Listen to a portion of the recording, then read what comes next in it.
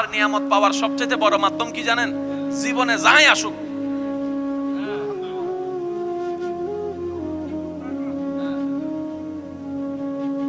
বলেন না সুম্মানি সবর, সুম্মানি। আর বেশি মনে কষ্ট লাগলে শুধু এতটুকু বলবেন, আল্লাহ আপনার বান্দা কি করতেছে দেখেন না। মনে রাখবেন একটা জিনিস, আমি আপনি ভাই ভাই, আপনার সাথে আমার দ্বিমত হতে পারে কারণ আমরা মানুষ, কিন্তু আমার সাথে আপনার আরেকটা সম্পর্ক আছে, সেটা হচ্ছে আপনি আমার আল্লাহর বান্দা, আবার আমিও আপনার আল্লাহর বান্দা। তাহলে আপনার আমার ভাই ভাইয়ের সম্পর্কের বাইরেও আরেকটা সম্পর্ক আছে, সেটা কি? রবের বান্দা হিসেবে সম্পর্ক। আরেকটা সম্পর্ক আছে নবীর উম্মত হিসেবে সম্পর্ক। আপনি আমার নবীর উম্মত, আমিও আপনার নবীর উম্মত। তাহলে সম্পর্ক কি কমতেছে না বাড়তেছে? এবার আমি আপনাকে ল্যাং মারলাম, আপনি চুপ করে রইলেন, এই ল্যাং মারাটা দেখেছে কে? একটু জোরে বলেন। আপনার চুপ করে থাকাটা দেখেছে কে?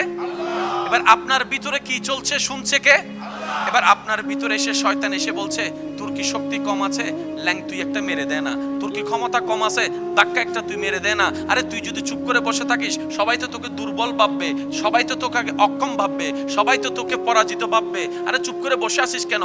একটা ঘুষার বিপক্ষে 10টা মার, 10 জনকে ফোন করে ডাক, তাকে উড়াই ফেল, তাকে ফাটাই ফেল। আপনার মনের সেই কথাগুলা আপনার রব শুনছে। আর আপনি কি করলেন? ওই শয়তানের রাগটাকে কন্ট্রোল করার জন্য আপনি বললেন, আলহামদুলিল্লাহ, আমি আমার আল্লাহর দিকে তাকাই, আমার আল্লাহর বান্দাকে মাফ করে দিলাম। সুবহানাল্লাহ।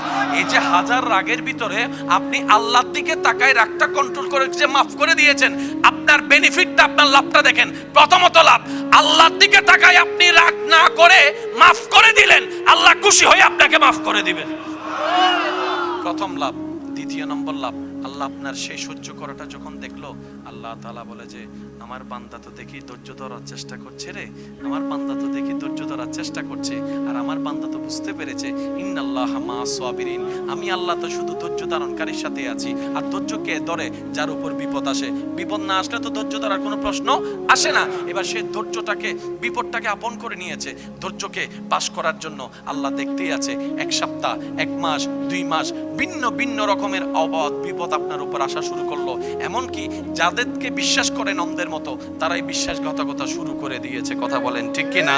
যাদেরকে গর্ত থেকে তুললেন এক সময়, সে আপনার জন্য গর্ত তৈরি করা শুরু করে দিয়েছে। যাকে বুকে টেনে নিয়েছেন, সে পিঠের পিছনে ছুরি মারার জন্য প্রস্তুত নিয়েছেন। আপনি দেখতে লাগলেন আপনার চতুর্দিকে কেমন জানি সবকিছু পাল্টাই যাচ্ছে, কল্পনা করেন নাই এমন কাজ হয়ে যাচ্ছে। মনে রাখবেন, এরকম কোনো সিচুয়েশন আসলে তখন বুঝবেন আল্লাহ তাআলা আপনাকে সুপ্রিম পাওয়ারের ধৈর্যের পরীক্ষা নেওয়া শুরু করে দিয়েছেন। সুবহানাল্লাহ। আপনার কষ্টের লেভেল যত বাড়বে, মনে রাখবেন আপনার নিয়ামত পাওয়ার সময় তত কাছে চলে আসতেছে। সুবহানাল্লাহ। এবার যখন আপনি দেখলেন আপনার কষ্ট কষ্ট কষ্ট কষ্ট কষ্ট, শারীরিক, মানসিক, পারিবারিক সব দিকেই কষ্ট, আপনি শুধু ধৈর্য ধরে আছেন রবের খুশির জন্য। যেই দিন আপনার ধৈর্যতরটা রবের কাছে পছন্দ হয়ে যাবে, সেই দিন রব বলবে, জিব্রাইল, আমি আজকে থেকে আমার এই বান্দাকে ভালোবাসি। আর একটু জোরে, আমি আল্লাহ আজকে থেকে আমার অমুক এই বান্দাকে ভালোবাসি। জিব্রাইল খবরটা শোনার সাথে সাথে আসমানে চলে এসে ফেরেশতাদেরকে শোনাই দেয়, আল্লাহ অমুক বান্দাকে ভালোবাসে, আমি জিব্রাইলও ভালোবাসি, তোমরাও তাকে ভালোবাসো, তোমরাও তাকে ভালোবাসো। তখন আল্লাহর পক্ষ থেকে ওই আল্লাহর বান্দার জন্য একটা সিকিউরিটি ফোর্স চলে আসে রহমতের। বলেন সুবহানাল্লাহ। আচ্ছা বলেন, যার সহায় আল্লাহ হয় তাকে হারায় কে? জোরে জোরে বলেন না সুবহানাল্লাহ। মনে রাখবেন, ইব্রাহিম নবী যতক্ষণ আগুনে পড়ে নাই, ততক্ষণ আগুনটা বাগান হয় নাই। বাগান হয়েছে আগুনে যাওয়ার পরে। আগুনের আগে কোনো বাগান ছিল না। তা আমরা জগৎ দেখছি যেটা অগ্নিকাণ্ড, অগ্নি জ্বালাই ফেলবে, আশেকরা সেখানে দেখছে আমার আল্লাহ যদি খুশি থাকে, ওই আগুনটাই আমার জন্য রহমতের হয়ে যাবে। আর একটু জোরে বলেন না সুবহানাল্লাহ। পৃথিবীর যত মান সম্মান নিয়ামত সব এসেছে কষ্টের পরে। সেজন্য আল্লাহ পাক বলেছেন, ফা ইন্না মা'আল উসরি ইউসরা। আর একটু জোরে বলা যাবে সুবহানাল্লাহ। এবার আল্লাহ আমাদের থেকে কি চেয়েছেন? ভুলে গেলে চলবে না তো, কি চেয়েছেন? মন বলেন নাকি?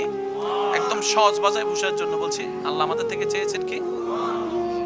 আমাদের চাওয়া কোথায় যাওয়া? জান্নাতে। জান্নাতে যেতে গেলে আল্লাহকে কি করতে হবে? নারাজ না খুশি করতে হবে? আচ্ছা, এবার আমাদের খুশিটা করতে দিচ্ছে না, আল্লাহকে নারাজ করাচ্ছে কে?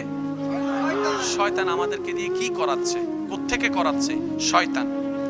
আপনার আমার সেই চুলের আগা থেকে পায়ের নখ পর্যন্ত শয়তানের যত কাজ আছে, আমি প্রশ্ন করবো, আপনারা একটু বলে বুঝে শুনে বলবেন এটা কি ফেরেশতার নাকি শয়তানের? এটা আপনারাই বলবেন। হিংসা করা, একটু জোরে বলেন। অহংকার করা, লোভ গলা, ঠেলাঠেলি করা, লালসা করা, অন্যের ক্ষতি করা, জায়গা দখল করা, মানুষের নামে বনি দেওয়া, মানুষের ইজ্জতে আঘাত দেওয়া, এগুলো সবগুলা কার? এগুলা করলে জান্নাত না জাহান্নাম? কে করাচ্ছে? কাদেরকে দিয়ে? কাদেরকে দিয়ে? এবার বুঝেছেন কেন আমাদের কারণে পৃথিবী অশান্তি হচ্ছে? আমাদের কারণেই অশান্তি হচ্ছে, কারণ আমাদের দিয়ে শয়তান করাচ্ছে। এবার শয়তানকে জিজ্ঞেস করেন, এই তুই জিনিসগুলা রাখছস কোথায়? এবার দেখেন, হিংসা কি ভালো না খারাপ? দুনিয়ার জন্য খারাপ, পরকালের জন্য খারাপ, কারণ হিংসাটা কার? শয়তানের। এবার আপনি দেখেন তো আপনার সারা শরীরে হিংসাটা শয়তান কোথায় রাখছে? কানে, দাঁতে দাঁতে, নাকে নাকে, ঠোঁটে ঠোঁটে। হিংসা কোথায় রাখছে? আরো জোরে। অহংকার কোথায়? লোভ কোথায়? লোভ কোথায়? বিদ্বেষ কোথায়? এবার শয়তানকে প্রশ্ন করেন, আমার দেহে এত জায়গা থাকতে তোর নোংরা জিনিসগুলা তুই মনে রাখছস কেন? হাতে রাখতে পারতি, কোমরে রাখতে পারতি, হাঁটুতে রাখতে পারতি। শয়তান বলে যে না, আমি জায়গা চিনি। কারণ আল্লাহর নজর বান্দার মনের দিকে। আমি শয়তান চাই তোরা জাহান্নামে যা। জাহান্নামে যদি তোদেরকে নিতে হয়, আল্লাহর কাছে তোদেরকে কালার বানাইতে হবে। তা কালার বানানোর জন্য আল্লাহর নজর হচ্ছে তোর কলবের দিকে, মনের দিকে।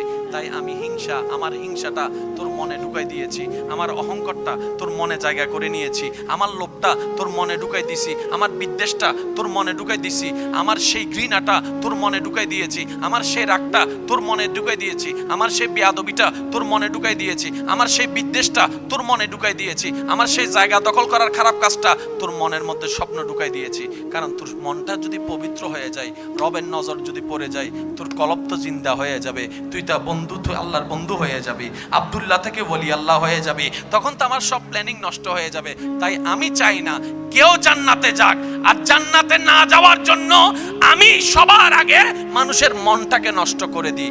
মন যার নষ্ট, তার সব নষ্ট হয়ে যায়। আর যার মন সঠিক হয়ে যায়, তার আফাত ও মস্তক দুনিয়া আখিরাত সুন্দর হয়ে যায়। আমি আপনাদেরকে একটা প্রশ্ন করি, আপনাদের যার যেটা মন চায় উত্তর দিবেন। আল্লাহর সাথে বান্দার সম্পর্ক যদি থাকে, সম্পর্ক থাকার মতো, সে কি জাহান্নামী না জান্নাতি? কিন্তু আমাদের দুর্ভাগ্য, আল্লাহর সাথে যেভাবে সম্পর্ক রাখার আমরা রাখতে জানি, এই কথা সবাই একমত তো। যার কারণে নিজের মনেও শান্তি নাই, ঘরেও শান্তি নাই, বাইরেও শান্তি নেই। শেষমেশ কথা, ঘুমাইতে গেলেও শান্তি নেই। কারণ ওই যে রাখি নাই যার সাথে সম্পর্ক রাখার, আফটার অল লস সব আমাদেরই হয়েছে। সেজন্য বলা হয় অতি চালাকের। আমরা বেশি পণ্ডিত হতে যাইয়া নিজের পায়ে নিজেই কোরআন মারিয়ে দিছি।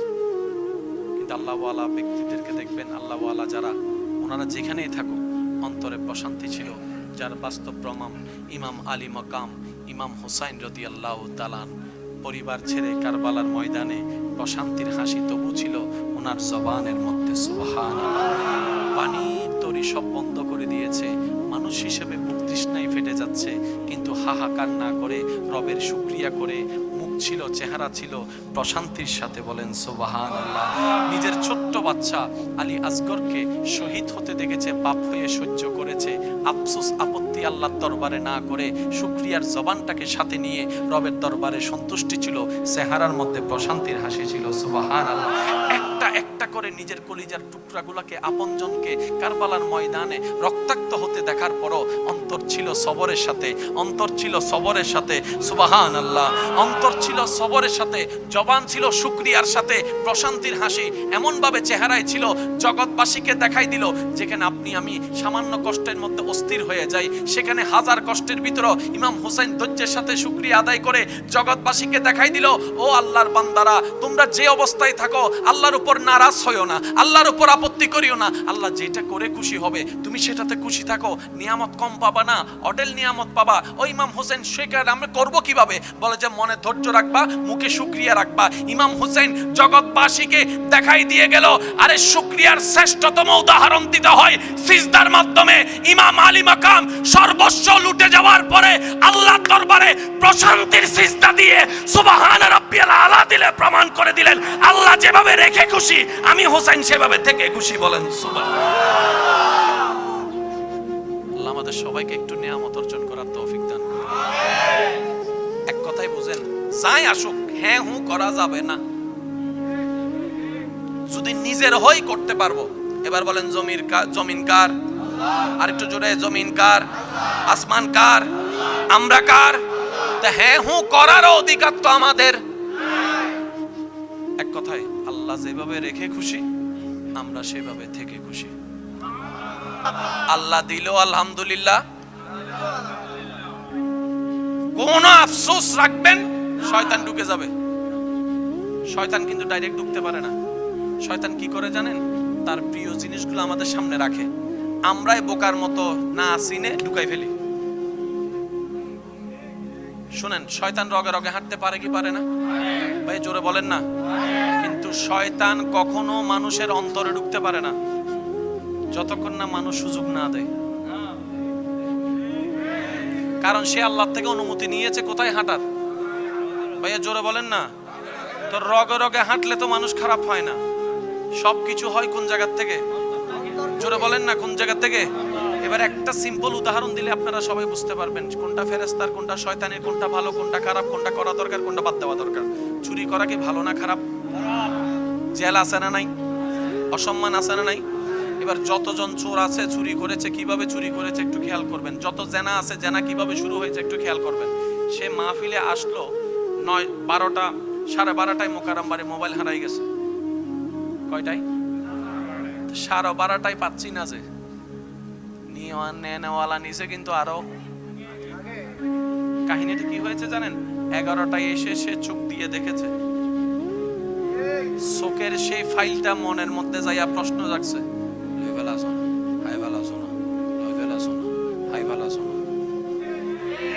মনের মধ্যে এখন আসা শুরু। এবার মনের মধ্যে যখন আসা শুরু হয়েছে, সেই মন ফাইলটাকে পাঠাই দিছে ব্রেইনের কাছে প্ল্যানিং করার জন্য। এতগুলো মানুষের সামনে কেমনে খাবো, কেমনে নেব, কেমনে নিব।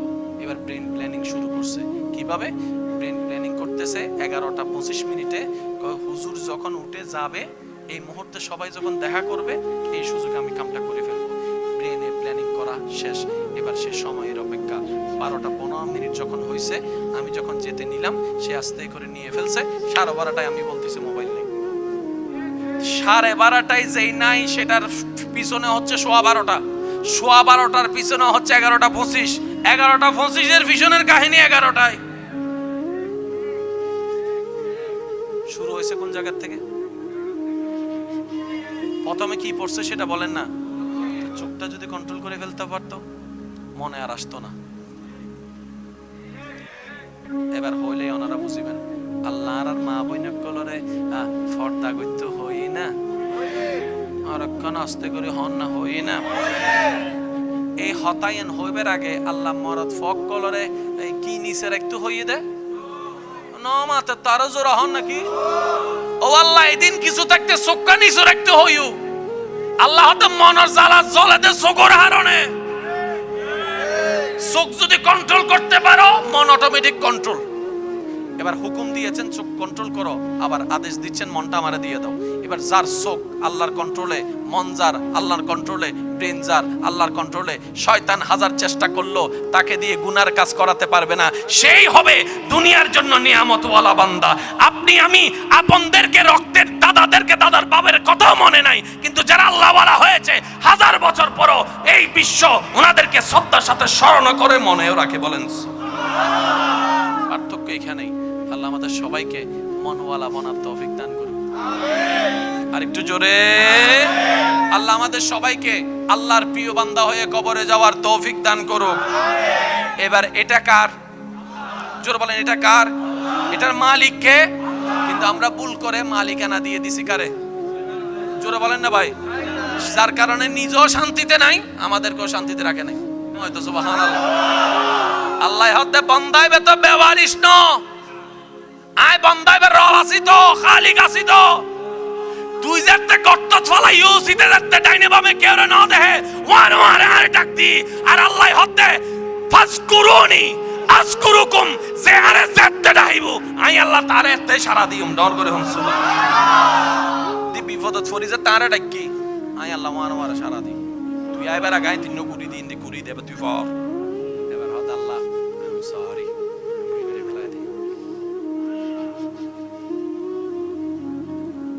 টেনশনে থুরি হয়তো সুবহানাল্লাহ হইম না নাউজুবিল্লাহ হইম।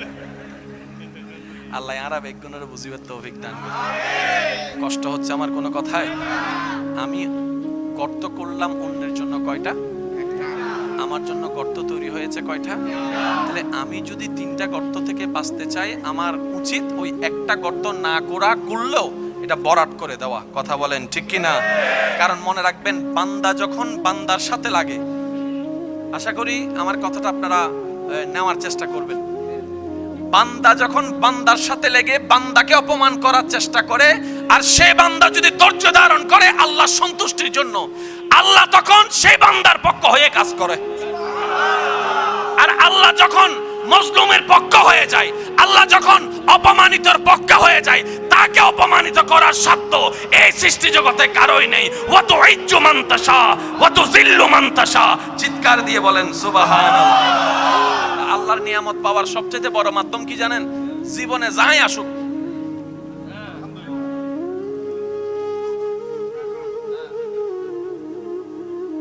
বলেন না সুম্মানি সবর, সুম্মানি। আর বেশি মনে কষ্ট লাগলে শুধু এতটুকু বলবেন, আল্লাহ আপনার বান্দা কি করতেছে দেখেন না। মনে রাখবেন একটা জিনিস, আমি আপনি ভাই ভাই, আপনার সাথে আমার দ্বিমত হতে পারে, কারণ আমরা মানুষ। কিন্তু আমার সাথে আপনার আরেকটা সম্পর্ক আছে, সেটা হচ্ছে আপনি আমার আল্লাহর বান্দা,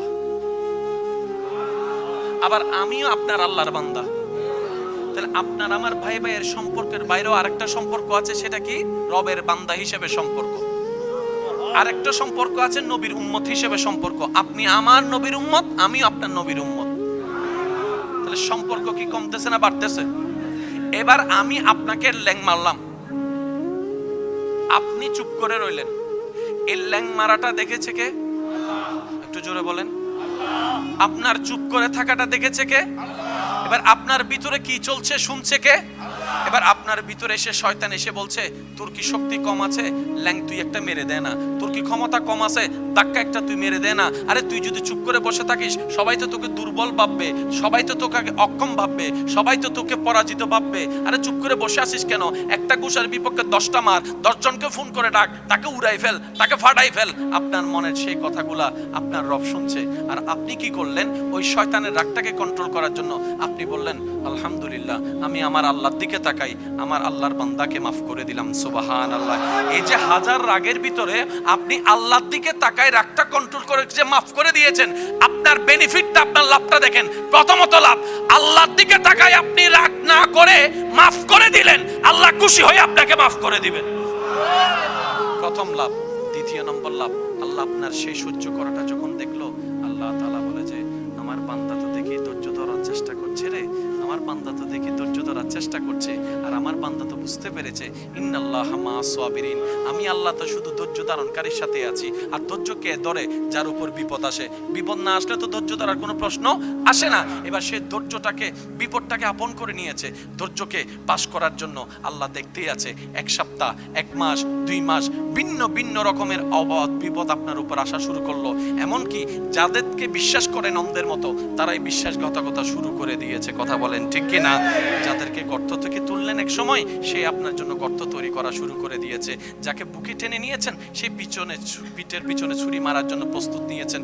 আপনি দেখতে লাগলেন আপনার চতুর্দিশে কেমন জানি সবকিছু পাল্টাই যাচ্ছে, কল্পনাও করেন নাই এমন কাজ হয়ে যাচ্ছে। মনে রাখবেন, এরকম কোন সিচুয়েশন আসলে তখন বুঝবেন আল্লাহ তাআলা আপনাকে সুপ্রিম পাওয়ারের ধৈর্যের পরীক্ষা নেওয়া শুরু করে দিয়েছেন। সুবহানাল্লাহ।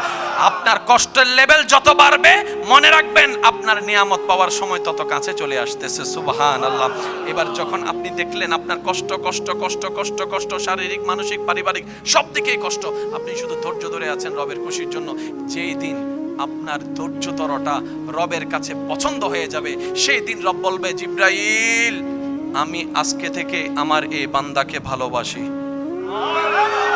আর একটু জোরে, আমি আল্লাহ আজকে থেকে আমার অমুক এই বান্দাকে ভালোবাসি। জিবরাইল খবরটা শোনার সাথে সাথে আসমানে চলে এসে ফেরেশতাদেরকে শোনাই দেয়, আল্লাহ অমুক বান্দাকে ভালোবাসে, আমি জিবরাইলও ভালোবাসি, তোমরাও তাকে ভালোবাসো, তোমরাও তাকে ভালোবাসো। তখন আল্লাহর পক্ষ থেকে ওই আল্লাহর বান্দার জন্য একটা সিকিউরিটি ফোর্স চলে আসে রহমতের। বলেন সুবহানাল্লাহ। আচ্ছা বলেন, যার সহায় আল্লাহ হয় তাকে হারায় কে? জোরে জোরে বলেন না সুবহানাল্লাহ। মনে রাখবেন, ইব্রাহিম নবী যতক্ষণ আগুনে পড়ে নাই, ততক্ষণ আগুনটা বাগান হয় নাই। বাগান হয়েছে আগুনে যাওয়ার পরে। আগুনের আগে কোনো বাগান ছিল না। তা আমরা জগৎ দেখছি যেটা অগ্নিকাণ্ড, অগ্নি জ্বালাই ফেলবে, আশেকরা সেখানে দেখছে আমার আল্লাহ যদি খুশি থাকে, ওই আগুনটাই আমার জন্য রহমতের হয়ে যাবে। আর একটু জোরে বলেন না সুবহানাল্লাহ। পৃথিবীর যত মান সম্মান নিয়ামত সব এসেছে কষ্টের পরে। সেজন্য আল্লাহ পাক বলেছেন, ফা ইন্না মা'আল উসরি ইউসরা। আর একটু জোরে বলা যাবে সুবহানাল্লাহ। এবার আল্লাহ আমাদের থেকে কি চেয়েছেন? ভুলে গেলে চলবে না তো, কি চেয়েছেন? মন বলেন না কি? একদম সহজ ভাষায় বুঝার জন্য বলছি, আল্লাহ আমাদের থেকে চেয়েছেন কি? আমাদের চাওয়া কোথায় যাওয়া? জান্নাতে। জান্নাতে যেতে গেলে আল্লাহকে কি করতে হবে? নারাজ না খুশি করতে হবে। আচ্ছা, এবার আমাদের খুশিটা করতে দিচ্ছে না, আল্লাহকে নারাজ করাচ্ছে কে? শয়তান। আমাদেরকে দিয়ে কি করাচ্ছে? কোত্থেকে করাচ্ছে? শয়তান। আপনার আমার সেই চুলের আগা থেকে পায়ের নখ পর্যন্ত শয়তানের যত কাজ আছে, আমি প্রশ্ন করবো, আপনারা একটু বলে বুঝে শুনে বলবেন, এটা কি ফেরেশতার নাকি শয়তানের? এটা আপনারাই বলবেন। হিংসা করা, একটু জোরে বলেন। অহংকার করা, লোভ করা, ঠেলাঠেলি করা, লালসা করা, অন্যের ক্ষতি করা, জায়গা দখল করা, মানুষের নামে বনি দেওয়া, মানুষের ইজ্জতে আঘাত দেওয়া, এগুলো সবগুলা কার? এগুলা করলে জান্নাত না জাহান্নাম? কে করাচ্ছে? কাদেরকে দিয়ে? কাদেরকে দিয়ে? এবার বুঝেছেন কেন আমাদের কারণে পৃথিবী অশান্তি হচ্ছে? আমাদের কারণেই অশান্তি হচ্ছে, কারণ আমাদের দিয়ে শয়তান করাচ্ছে। এবার শয়তানকে জিজ্ঞেস করেন, এই তুই জিনিসগুলা রাখছস কোথায়? এবার দেখেন, হিংসা কি ভালো না খারাপ? দুনিয়ার জন্য খারাপ, পরকালের জন্য খারাপ, কারণ হিংসাটা কার? শয়তানের। এবার আপনি দেখেন তো আপনার সারা শরীরে হিংসাটা শয়তান কোথায় রাখছে? কানে, দাঁতে দাঁতে, নাকে নাকে, ঠোঁটে ঠোঁটে। হিংসা কোথায় রাখছে? আরো জোরে। অহংকার কোথায়? লোভ কোথায়? লোভ কোথায়? বিদ্বেষ কোথায়? এবার শয়তানকে প্রশ্ন করেন, আমার দেহে এত জায়গা থাকতে তোর নোংরা জিনিসগুলা তুই মনে রাখছস কেন? হাতে রাখতে পারতি, কোমরে রাখতে পারতি, হাঁটুতে রাখতে পারতি। শয়তান বলে যে না, আমি জায়গা চিনি। কারণ আল্লাহর নজর বান্দার মনের দিকে। আমি শয়তান চাই তোরা জাহান্নামে যা, জাহান্নামে যদি তোদেরকে নিতে হয় আল্লাহর কাছে তোদেরকে কালার বানাইতে হবে। তাই কালার বানানোর জন্য আল্লাহর নজর হচ্ছে তোর কলবের দিকে, মনের দিকে। তাই আমি আমার হিংসাটা তোর মনে ঢুকাই দিয়েছি, আমার অহংকারটা তোর মনে জায়গা করে নিয়েছি, আমার লোভটা তোর মনে ঢুকাই দিছি, আমার বিদ্বেষটা তোর মনে ঢুকাই দিছি, আমার সেই ঘৃণাটা তোর মনে ঢুকাই দিয়েছি, আমার সেই রাগটা তোর মনে ঢুকাই দিয়েছি, আমার সেই বেয়াদবিটা তোর মনে ঢুকাই দিয়েছি, আমার সেই বিদ্বেষটা তোর মনে ঢুকাই দিয়েছি, আমার সেই জায়গা দখল করার খারাপ কাজটা তোর মনের মধ্যে স্বপ্ন ঢুকাই দিয়েছি। কারণ তোর মনটা যদি পবিত্র হয়ে যায়, রবের নজর যদি পড়ে যায়, তোর কলব তো জিন্দা হয়ে যাবে, তুই আল্লাহর বন্ধু হয়ে যাবি, আব্দুল্লাহ থেকে ওলি আল্লাহ হয়ে যাবি। তখন তো আমার সব প্ল্যানিং নষ্ট হয়ে যাবে। তাই আমি চাই না কেউ জান্নাতে যাক, আর জান্নাতে না যাওয়ার জন্য আমি সবার আগে মানুষের মনটাকে নষ্ট করে দিই। মন যার নষ্ট তার সব নষ্ট হয়ে যায়, আর যার মন সঠিক হয়ে যায় তার আফাত ও মস্তক দুনিয়া আখিরাত সুন্দর হয়ে যায়। আমি আপনাদেরকে একটা প্রশ্ন করি, আপনাদের যার যেটা মন চায় উত্তর দিবেন। আল্লাহর সাথে বান্দার সম্পর্ক যদি থাকে, সম্পর্ক থাকার মতো, সে কি জাহান্নামী না জান্নাতি? কিন্তু আমাদের দুর্ভাগ্য, আল্লাহর সাথে যেভাবে সম্পর্ক রাখার আমরা রাখতে জানি, এই কথা সবাই একমত তো। যার কারণে নিজের মনেও শান্তি নাই, ঘরেও শান্তি নাই, বাইরেও শান্তি নেই। শেষমেশ কথা, ঘুমাইতে গেলেও শান্তি নেই। কারণ ওই যে রাখি নাই যার সাথে সম্পর্ক রাখার। আফটার অল লস সব আমাদেরই হয়েছে। সেজন্য বলা হয় অতি চালাকের। আমরা বেশি পণ্ডিত হতে যাইয়া নিজের পায়ে নিজেই কোরআন মারি দিছি।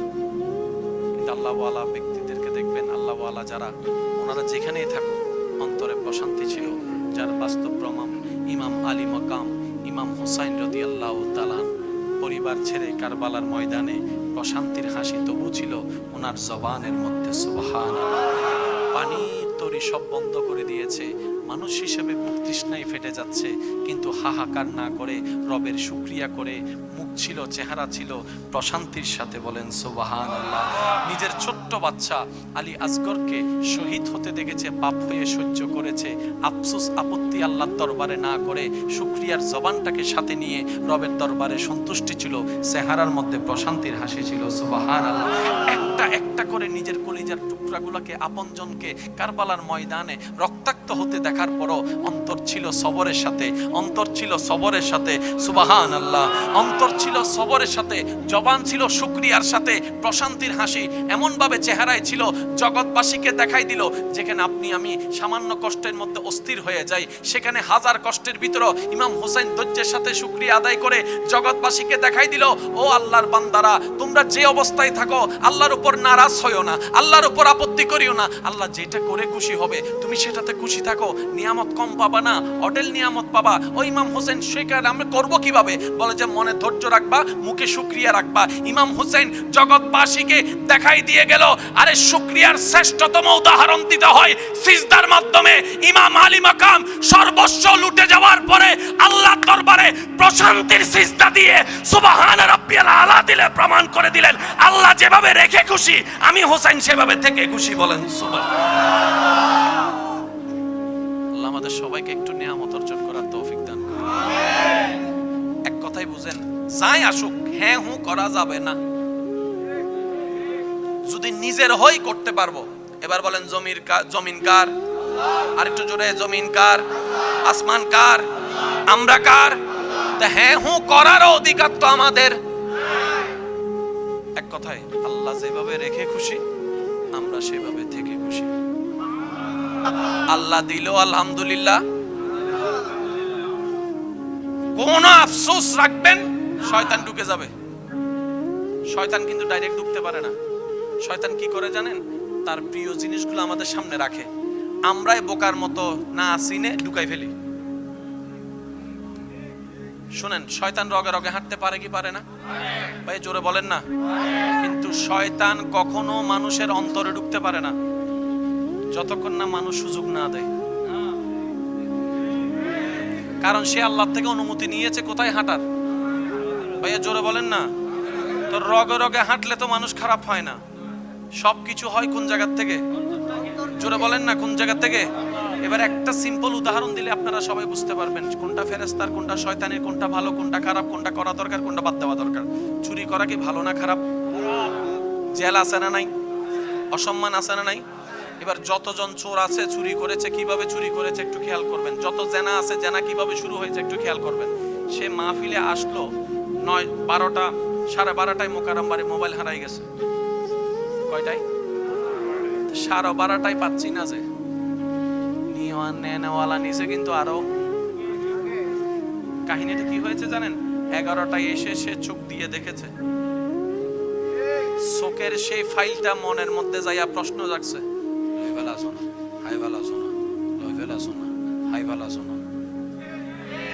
মনের মধ্যে এখন আসা শুরু। এবার মনের মধ্যে যখন আসা শুরু হয়েছে, সেই মন ফাইলটাকে পাঠাই দিছে ব্রেইনের কাছে প্ল্যানিং করার জন্য। এতগুলো মানুষের সামনে কেমনে খাবো, কেমনে নেব, কেমনে নিব। এবার ব্রেন প্ল্যানিং শুরু করছে। কিভাবে ব্রেন প্ল্যানিং করতেছে? 11:25 হুজুর যখন উঠে যাবে, এই মুহূর্তে সবাই যখন দেখা করবে, এই সুযোগে আমি কামটা করে ফেলবো। ব্রেনে প্ল্যানিং করা শেষ। এবার সে সময়ের অপেক্ষা। 12:15 যখন হয়েছে, আমি যখন যেতে নিলাম, সে আস্তে করে নিয়ে ফেলছে। 12:30টায় আমি বলতেছি মোবাইল নেই। 12:30টায় যেই নাই, সেটার পিছনে হচ্ছে 12:15। 12:15টার পিছনে হচ্ছে 11:25। 11:25 পিছনের কাহিনী 11টায় শুরু হয়েছে। কোন জায়গা থেকে? প্রথমে কি পড়ছে সেটা বলেন না। চোখটা যদি কন্ট্রোল করে ফেলতে পারতো, মনে আর আসতো না। এবার হইলে ওনারা বুঝিবেন, আল্লাহর আর মা বইন কলরে ফর্দা গইত হই না, আর কোন আস্তে করে হন না হই না। এই হতায়ন হইবার আগে আল্লাহ মরদ ফক কলরে কি নিচে রাখতে হইয়ে দে নমাতে তারও জোর হন নাকি? ও আল্লাহ, এদিন কিছু থাকতে চোখটা নিচে রাখতে হইও। আল্লাহ তো মনের জ্বালা জ্বলে দে চোখের হারণে। চোখ যদি কন্ট্রোল করতে পারো, মন অটোমেটিক কন্ট্রোল। এবার হুকুম দিয়েছেন চোখ কন্ট্রোল করো, আবার আদেশ দিচ্ছেন মনটা আমারে দিয়ে দাও। এবার যার চোখ আল্লাহর কন্ট্রোলে, মন যার আল্লাহর কন্ট্রোলে, ব্রেন যার আল্লাহর কন্ট্রোলে, শয়তান হাজার চেষ্টা করলো তাকে দিয়ে গুনার কাজ করাতে পারবে না। সেই হবে দুনিয়ার জন্য নিয়ামতওয়ালা বান্দা।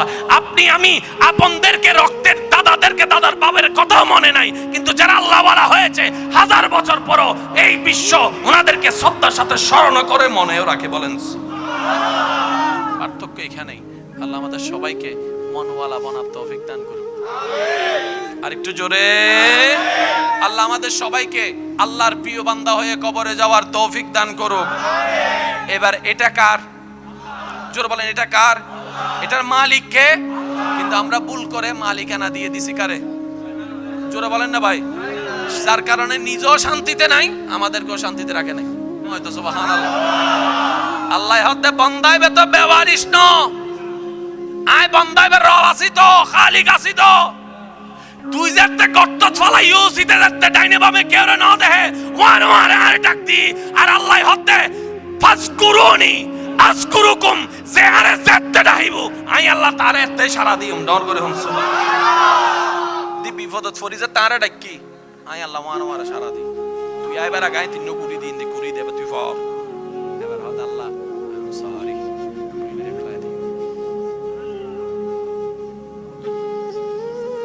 টেনশনে থরি হতো সুবহানাল্লাহ হইম না নাউজুবিল্লাহ হইম। আল্লাহ আরব একগুণের বুঝিবার তৌফিক দান করুন। কষ্ট হচ্ছে আমার কোনো কথায়? আমি গর্ত করলাম অন্যের জন্য কয়টা? আমার জন্য গর্ত তৈরি হয়েছে কয়টা? তাহলে আমি যদি 3টা গর্ত থেকে বাঁচতে চাই, আমার উচিত ওই একটা গর্ত না করা, করলেও এটা বরাট করে দেওয়া। কথা বলেন ঠিক কি না? কারণ মনে রাখবেন, বান্দা যখন বান্দার সাথে লাগে, আশা করি আমার কথাটা আপনারা নেওয়ার চেষ্টা করবেন। বান্দা যখন বান্দার সাথে লেগে বান্দাকে অপমান করার চেষ্টা করে, আর সেই বান্দা যদি ধৈর্য ধারণ করে আল্লাহ সন্তুষ্টির জন্য, আল্লাহ তখন সেই বান্দার পক্ষ হয়ে কাজ করে। আর আল্লাহ যখন মজলুমের পক্ষ হয়ে যায়, আল্লাহ যখন অপমানিতর পক্ষ হয়ে যায়, তাকে অপমানিত করার সাধ্য এই সৃষ্টি জগতে কারোই নেই। ওয়া তুইজ্জু মান তাশা ওয়া তুযিল্লু মান তাশা। চিৎকার দিয়ে বলেন সুবহানাল্লাহ। এবার আমাদের দায়িত্ব কি? ইতের বাইরে গরম গরহার জুরহনা গরহার হিসাব দম ফরিবুদ আরাত তো হিসাব দম ফরিবুদ তার হিসাবে এন যাতে আত্ম দম ভরিব করি তার নামে তার দিফলন ভরিব না দহল গজি দহনে ইতের বাইরে গরম ভরিব তো ভরিব না ইতের বাইরে করি বললাই প্রথম যে হামলা ও দরহার ইবেন নাম নবীর মুহাব্বত নবীর মুহাব্বত দিয়ে অন্তর ইয়ানা বের শক্ত করি ফেলো সাইরিমিক ক্ষেত্রে যাতে হামলা হইব লা ইলাহা ইল্লাল্লাহ যাতে জিকির করিব ইতে লরিব মন নসার নামাজ পড়িবে তারপরে যাতে জোর করি পড়িবেন ইতে লরিব গোসা উডের ফাড়ি যার গুই তারপরে জিব্বা হরাই মেরিন মিকে চাই দেখুন ইতে লরিব তো মানুষ তো সবসময় সবকিছু না পারে 100 কেউ পারে না অনাজাতে 20% আল্লাহর খুশিলে করিবার চেষ্টা করিবেন এক সময় দেখবেন আল্লাহ অনারে সাহায্য করা শুরু করছে অনার 20% আল্লাহর 80%।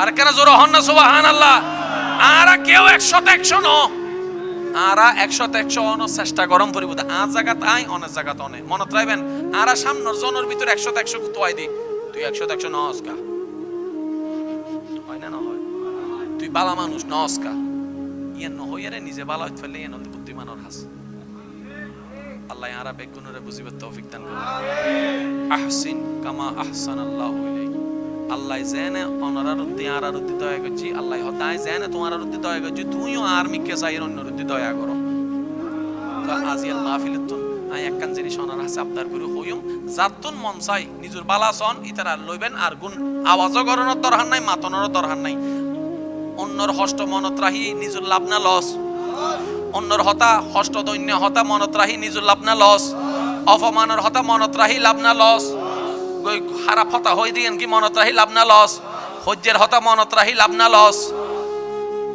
আল্লাহর মিকে সাইয়েরে এই পর্যন্ত অনারারে আরারে যারা ইচ্ছাই অনিচ্ছাই হষ্ট দিয়ে ইবে যে হবো গোবাজিন সনত ধরানে ম হালা মা বাবা চাচা বউ ফুয়া জামাই বেকিন বাতন ইবে হষ্ট দিয়ে দিবে হার বান্দা বাস ইবের মিকে চাইতে হন হার বান্দা আল্লাহর মিকে চাইয়ের আল্লাহর বান্দা বেগুনের মাফ করি একবার হন আলহামদুলিল্লাহ কের ফতি আরার মনত হন রাগ কের ফতি আরার হন ক্ষোভ কের ফতি আরার হন অভিযোগ আল্লাহর মিকে চাই মাফ করে দিলাম হন আমিন এবার আর বহুত ভাই কল হবো দে হুজুর অনর হতাই তা মাফ করে দি কি নার 5000 টিয়া তো না দে